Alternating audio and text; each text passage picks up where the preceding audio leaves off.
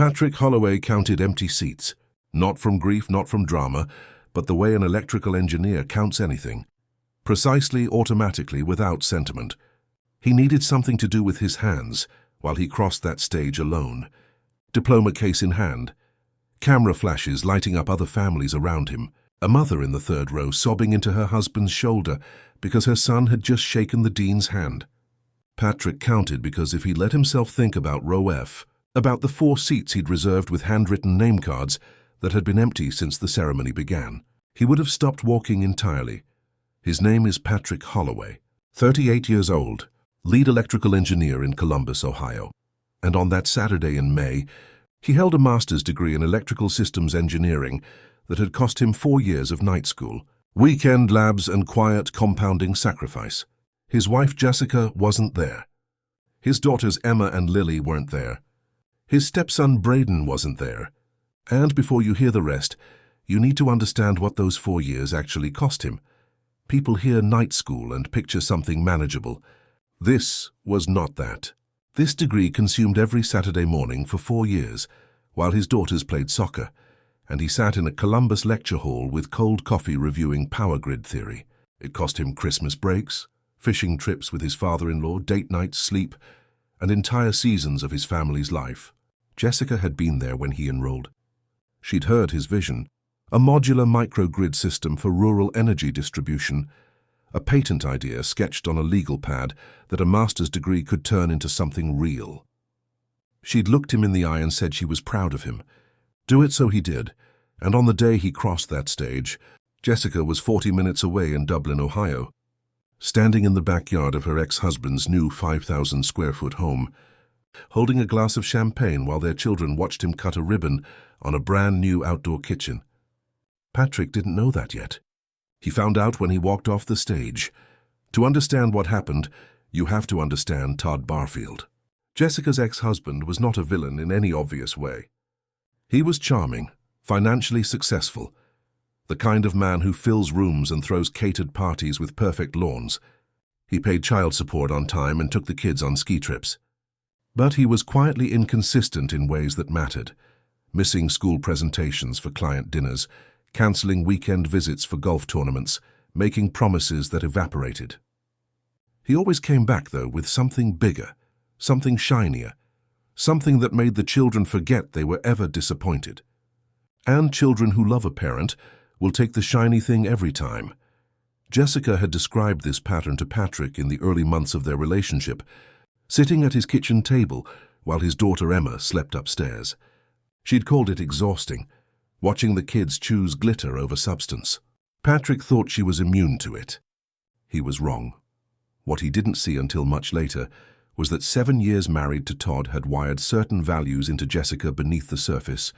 The way a song you haven't heard in a decade still lives in your muscle memory. Patrick offered her substance. Quiet, consistent, reliable substance. He showed up, fixed things, attended every school event including the ones Todd skipped, and helped Braden with his science fair project 3 years running.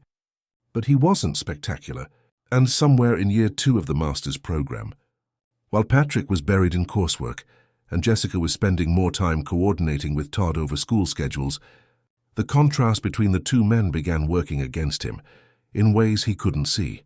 The invitation to Todd's housewarming arrived in February. A $1.2 million property in Dublin with a finished basement, a home theatre, and an outdoor kitchen he'd been saving for a ribbon-cutting ceremony.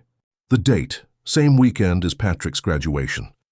Jessica showed him the invitation and said they could do both. Your ceremony is at 2. His thing starts at 5. Here it works. Patrick should have said something then. He should have said, this is my graduation. This is 4 years of my life. We don't split this afternoon with anyone. Instead, he said, okay, as long as you're all there when I cross the stage. She kissed his cheek. We'll be in the front row. He believed her.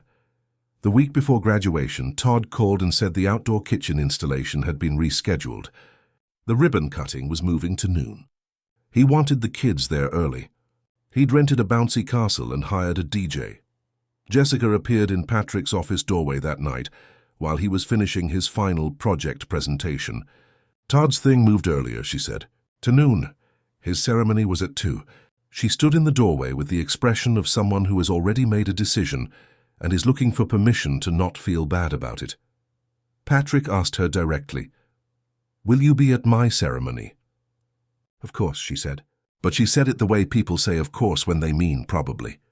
When they mean let's see how the day unfolds. He went back to his presentation and told himself she'd be there. He told himself 4 years of demonstrated commitment had earned him at least 2 hours. He was wrong. Saturday, May 11th. Patrick arrived at the arena at 12:45, got into his gown, texted Jessica his seat location, and took his place in the processional line. The man beside him, Theo, had his entire extended family in the building. His mother was already crying from somewhere in the audience. "First in my family to get a master's," Theo said, straightening his cap. "Mine too," Patrick said. They shook hands. Strangers sharing a moment. At 1:58, Patrick texted Jessica. No reply. At 2:07, as the processional began, he texted again. No reply. He walked into the arena, scanned row F, all 4 seats empty, his handwritten name card still sitting on the folded cushions. He kept walking. The ceremony was 52 minutes long. There were speeches, a video tribute, a student speaker with 12 people in the audience holding a banner with her name on it. When the dean called Patrick Holloway, he stood, crossed the stage, shook the dean's hand, took his diploma case and smiled for the photographer the way you're supposed to. Row F was still empty. He sat back down, opened the case, looked at the paper inside. Master of Science in Electrical Systems Engineering, Patrick Daniel Holloway. 4 years. He closed it, outside the arena afterward, while other families swarmed around him, and Theo's mother kissed her son's cheek again and again. Patrick's phone showed 9 missed calls from Jessica, then more. 95 total, accumulated while his phone was silenced. He stood there in his gown, diploma under his arm, and stared at that number. Something shifted in his chest. Not rage, not grief. Something quieter and more deliberate than either. He didn't call her back. He went to a bar on North High Street, sat at the counter in his graduation gown, ordered a burger and a beer, and thought with the same methodical precision he brought to every system he'd ever designed. Because this was not a scheduling mishap. This was the result of a slow, invisible accumulation of decisions in which his graduation had simply not been valued the way Todd's housewarming was valued. He needed to understand exactly why before he did anything. He called her back at 6:47. She picked up on the first ring, her voice hollow from hours of crying. She told him everything. She'd known when they left the house at 11 that they were essentially already not coming. Dublin was 22 minutes from the venue. She'd had 3 full hours and chosen not to leave. Every time she tried to pull the kids away, Todd had something else lined up. Then Patrick asked the question that mattered most. "Did Todd know about my graduation?" A long pause. "He said you'd understand." Patrick let that sit. He told her to come home. He packed a bag and stayed at his brother Neil's house in Bexley for 4 days. Neil put a cold beer on the coffee table, turned on a baseball game and asked no questions. Patrick sat there and thought. What he understood by the end of that first night was that the graduation was a symptom, not the disease. The disease had been growing for years the way a wiring fault grows, invisible until something catches fire.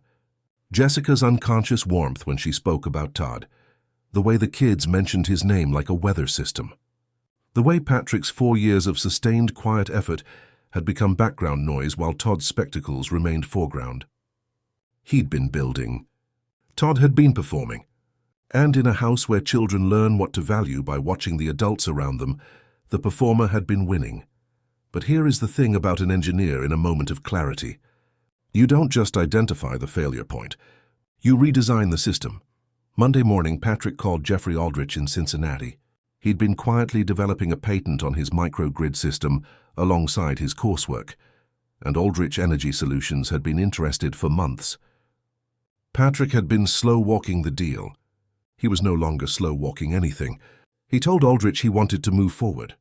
Thursday, he drove to Cincinnati and signed the most significant professional agreement of his life, an $85,000 signing bonus, a first-year licensing fee bringing the total to over $210,000, a 5-year arrangement that would put his name on a technology Jeffrey Aldrich called the most viable, Solution to distributed rural power infrastructure. I've encountered in 20 years of this industry. Patrick drove home. He called Emma. She told him she'd gotten an A on her science project about electrical circuits. I was thinking about you when I did it, she said. He smiled until his face hurt. He came home on Saturday, quietly, the same way he'd done everything for 4 years. He sat Jessica down and laid the truth on the table without rage, without ultimatums. He told her he understood the pull of Todd's world. He told her he understood that 4 years of watching him disappear into coursework had left her doing the marriage largely alone. And then he told her what had changed. The degree was finished. The patent was signed. He had more time, more presence, and more resources than at any point in their relationship. The question was whether she wanted to be there for it. She said she wanted to be there. He said he needed one thing from her, not an apology, but a decision. He needed her to choose substance consistently every time. She reached across the kitchen table, the table he'd built from a kit on a Saturday morning, because Lily had asked for a bigger one for family dinners, and she took his hand. "I choose you," she said. "I always did. I just got lost. Then we rebuild," he said. What came next looked nothing like revenge in the conventional sense. There was no confrontation with Todd, no scene, no public humiliation. Revenge, the way an engineer understands it, is results. In October, Aldrich presented Patrick's microgrid system at the National Rural Electrification Conference in Nashville. His name was on the presentation. His patent was cited in 3 research papers. His firm offered him a vice president role. He negotiated a consulting arrangement instead, freeing himself to develop a second patent on his own terms. Todd Barfield, who had built his real estate business on leveraged commercial properties, ran directly into the interest rate environment that destroyed highly leveraged portfolios in 2024. By December, the Dublin house was sold. The outdoor kitchen went with it. Braden mentioned it one evening while they worked on a school project together. Sideways, the way teenagers process hard things, not looking at Patrick directly. Dad sold the house. He's in an apartment in Worthington now. Then, after a pause, "I wish I'd been at your graduation." Patrick looked at his 14-year-old stepson, trying to figure out what kind of man to become, and said, "Aldrich has a lab tour coming up in March. Engineering students. You want to come?" Braden's face did something unreserved and genuine. "Yeah," he said. "I really do."